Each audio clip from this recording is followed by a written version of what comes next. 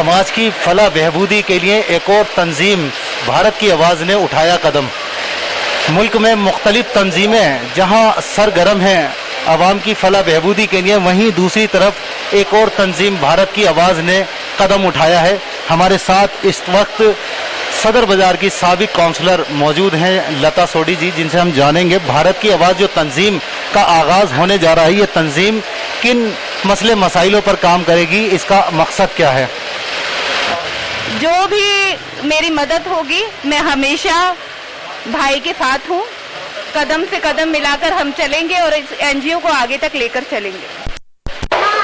हमारे साथ भारतीयों की आवाज़ संस्था के जो जनरल सेक्रेटरी हैं वो मौजूद हैं, उनसे हम जानेंगे संस्था चालू करने का आखिर मकसद क्या है और ये जो इनकी संस्था है क्या काम करती है और किन किन मुद्दों को उजागर करती है। नाजिम जी, आपका इस्तकबाल है। आपने जो भारतीयों की आवाज़ जो तंजीम बनाई है, इस तंजीम का ख़ास मकसद क्या है।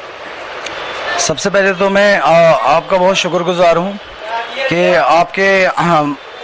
ज़रिए मैं अपनी बात कुछ आगे फैला सकता हूँ, आगे कह सकता हूँ, इसका बहुत बहुत शुक्रिया। और जैसे कि आपने हमारी एनजीओ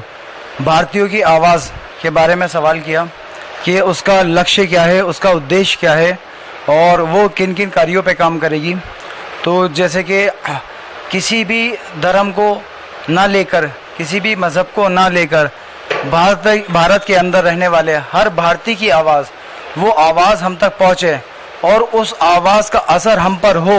और फिर हम उस आवाज़ के लिए आगे जाएं और फिर उनकी आवाज़ को अपनी आवाज़ मिला के उस आवाज़ को उठाएं, कि उनके मुद्दों को उठाएं और उनकी जो परेशानियां हैं उसको उठाएं कि वो किस वजह से परेशान हैं, उनको क्या क्या तकलीफ़ें हैं। अभी पैंडेमिक के अंदर जैसे कि आप सब ने देखा कि प्रवासी मज़दूर और बहुत सारे ऐसे दिहाड़ी मज़दूर जो कि उसी शहर के थे, प्रवासी मज़दूर तो बाहर चले गए, गांव चले गए, किस किस हालत में गए वो ठीक है, लेकिन जो उसी शहर के मज़दूर थे वो भी परेशान हैं कि उनकी दिहाड़ियों का इशू है। जैसे कि छोटे छोटे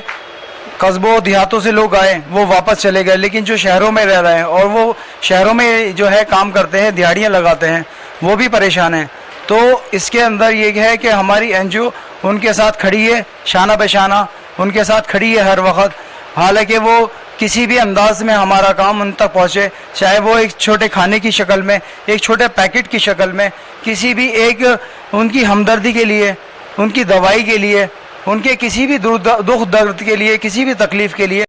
जैसा कि हमने बात की है, भारतीयों की आवाज़ जो एक तंजीम शुरुआत करने जा रही है और आवाम की फलाह बहबूद के लिए